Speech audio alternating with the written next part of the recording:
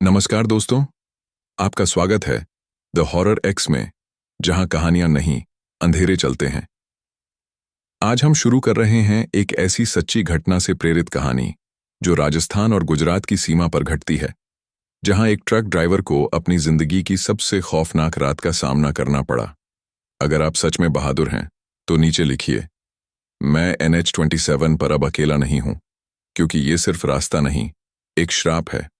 कहानी शुरू होती है बीकानेर, राजस्थान से। पात्र परिचय: विजय ठाकुर, 38 साल का अनुभवी ट्रक ड्राइवर।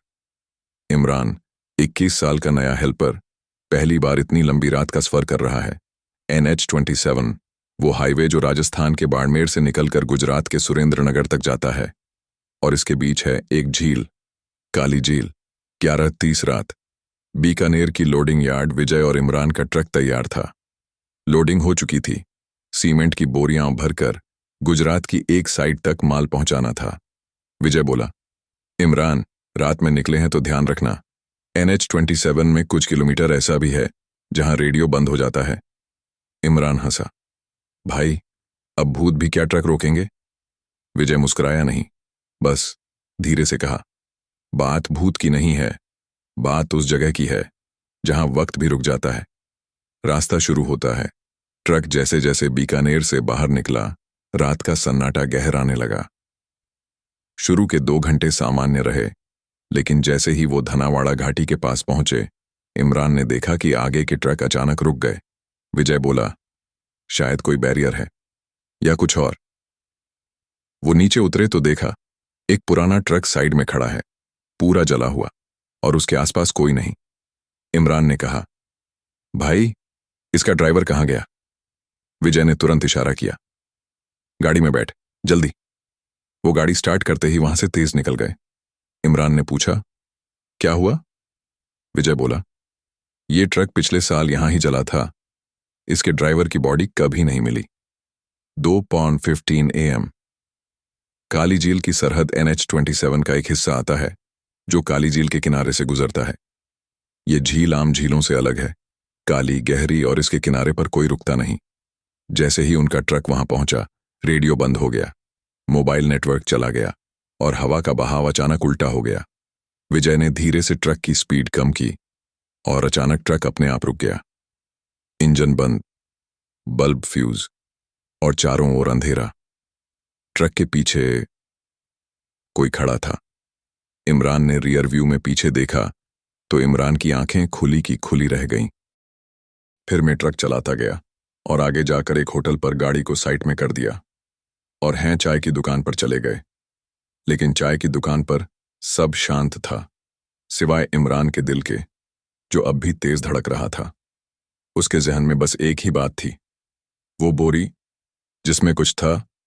विजय ने साफ कहा, इमरान, उस बोरी को मत छेड़ना। कुछ चीजें बोझ नहीं, श्राप होती हैं। लेकिन इमरान की बेचैनी अब बढ़ चुकी थी। गुजरात प्रवेश। वांकानेर के पास अब ट्रक गुजरात की सीमा में था, गंतव्य से सिर्फ 2 घंटे की दूरी पर। लेकिन तभी सीमेंट की बोरियों के नीचे से बदबू आने लगी, एक अजीब सी गंध, जैसे पुराना मांस सड़ रहा हो, जैसे कोई चीज इंसान नहीं, कुछ और हो। विजय ने ट्रक रोका। कुछ ठीक नहीं है, उसने कहा। बोरी खुलती है। इमरान बोरी के पास गया और धीरे धीरे एक कोने से खोलना शुरू किया। एक मरी हुई बिल्ली नहीं, एक छोटी बच्ची की कटी हुई छोटी और एक लाल रिबन। विजय चिल्लाया, क्या किया तूने? अब वो जाग जाएगी। इमरान कांप गया। ये यहां कैसे आया? ये बोरी तो लोडिंग यार्ड में। 14 साल पुराना केस। विजय ने ट्रक साइड में खड़ा किया और इमरान को पास के मंदिर ले गया। वहां एक बूढ़ा पुजारी बैठा था, जिसने सुनते ही कहा, तुम लोग काली झील पार कर आए हो, वो भी लोडिंग करके? 14 साल पहले उसी रास्ते में एक ट्रक पलटा था। उसमें एक बाप ने अपनी बेटी को जिंदा सीमेंट में दबा दिया था। लड़की का नाम था रूही। उसके बाल, उसका रिबन, सब वही थे। तब से जो भी सीमेंट लेकर उस रास्ते से गुजरता है, रूही उसे ढूंढती है। आवाजें फिर से ट्रक की ओर लौटते हुए उन्हें दूर से झूले की आवाज सुनाई दी। विजय के चेहरे का रंग उड़ गया। हम मंदिर में हैं, लेकिन झूला बज रहा है। वो अब ट्रक में नहीं, हमारे साथ आ चुकी है। रात की दूसरी परछाई ट्रक के शीशे पर एक औरत की हथेली की छाप दिखी। इमरान ने चिल्लाकर कहा, भाई, कोई ट्रक के अंदर है? विजय ने ट्रक का पिछला हिस्सा खोला और देखा वो सारी बोरियां अपनी जगह से सरकी हुई थीं। बीच में एक सीमेंट का छोटा ताजमहल बना हुआ था और उसके ऊपर रखा था रूही का वही लाल रिबन। कैमरे की रिकॉर्डिंग इमरान के पास उसका फोन था, जो उसने पूरी यात्रा में रिकॉर्डिंग के लिए ऑन रखा था। जैसे ही उसने वीडियो देखा, एक फ्रेम में देखा गया वो ट्रक जिसको जला हुआ बताया गया था। उसमें से एक छोटी बच्ची उतरकर उनके ट्रक में चढ़ रही है। पेट्रोल पंप पर अजनबी आखिर में दोनों एक पेट्रोल पंप पर रुके। वहां एक बुजुर्ग ट्रक ड्राइवर ने उनसे पूछा, बेटा, तुम उसी ट्रक से तो नहीं आए जो NH-27 के मोड़ से आया है? विजय ने कहा, हाँ, क्यों? बूढ़ा बोला, मेरी पोती थी रूही, उसे उसके बाप ने वहीं मार डाला था। वो आज भी किसी ट्रक में बैठकर अपने घर लौटना चाहती है, लेकिन वो भूल चुकी है, उसका घर अब नहीं रहा।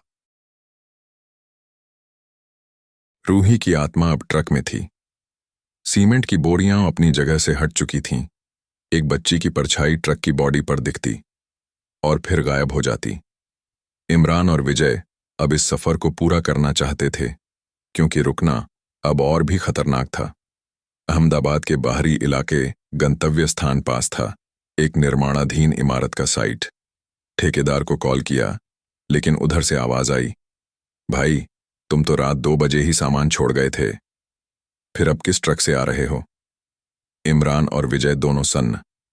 हम तो पहली बार पहुंच रहे हैं। कॉल की रिकॉर्डिंग। विजय ने तुरंत अपने फोन की रिकॉर्डिंग चेक की, जो कॉल पर गई आवाज को सेव कर रहा था, और वहां सुनाई दी एक तीसरी आवाज, एक छोटी बच्ची की हंसी। मैं पहले ही आ गई थी। कंस्ट्रक्शन साइट का रहस्य।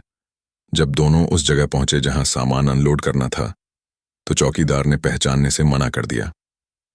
आप वही लोग हैं जो 2 घंटे पहले आए थे। आपके ट्रक का नंबर यही था, बस नंबर प्लेट पर धूल नहीं थी। विजय और इमरान अब डर गए थे। उन्होंने ट्रक की नंबर प्लेट साफ की और नीचे से निकला वही जला हुआ नंबर, जो उस पुराने ट्रक का था, जो 14 साल पहले पलटा था। ट्रक के अंदर की तस्वीर अनलोड करने से पहले उन्होंने एक आखिरी बार ट्रक का फोटो लिया, लेकिन जब फोटो देखा तो उसमें सीमेंट की बोरियां नहीं थीं, बल्कि एक बच्ची, रूही, बैठी थी।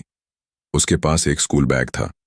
बगल में लिखा था, रूही क्लास 3A, आत्मा का विसर्जन। अब सिर्फ एक रास्ता था, रूही को उसका स्कूल वापस ले जाना। वो स्कूल अब बंद हो चुका था, जंगलों के पास एक वीरान इमारत। विजय और इमरान सुबह होने से पहले स्कूल पहुंचे। वहां एक पुराना झूला अब भी था, टूटा हुआ।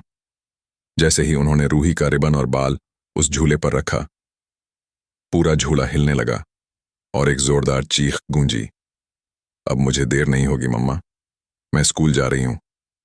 सब कुछ शांत। अगले पल ट्रक हल्का हो गया। सीमेंट की बोरियां अब अपनी जगह थीं, कोई हलचल नहीं। फोन की रिकॉर्डिंग डिलीट हो चुकी थी और ट्रक का नंबर फिर से वही असली नंबर बन चुका था। वापस की यात्रा। विजय और इमरान अब वापस लौट रहे थे।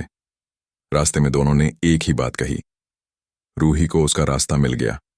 लेकिन तभी पीछे से ट्रक के केबिन में एक छोटी सी हंसी गूंजी, अंकल, अगली बार आपको स्कूल छोड़ने आऊंगी। अंतिम दृश्य। ट्रक की रियर मिरर। जैसे ही कैमरा ट्रक के रियर व्यू मिरर पर फोकस करता है, वहां एक छोटी सी परछाई बैठी है, स्कूल ड्रेस पहने हुए, लेकिन अब उसका चेहरा साफ नहीं, बस 2 गहरी काली आंखें जो अब भी देख रही हैं। समाप्ति क्या? आत्मा सच में मुक्त हुई या सिर्फ एक नई लोडिंग शुरू हुई है? NH-27 की ये कहानी थी, एक ट्रक, एक आत्मा और उन ड्राइवरों की जिन्होंने कुछ उठाया जो सिर्फ बोरी नहीं, बल्कि किसी की बेटी थी। अगर ये कहानी आपके रोंगटे खड़े कर गई हो तो नीचे जरूर लिखें, रूही अब स्कूल में है, और चैनल द हॉरर एक्स को सब्सक्राइब करें, क्योंकि अगली बार शायद आपके शहर की सड़क पर कोई परछाई मिले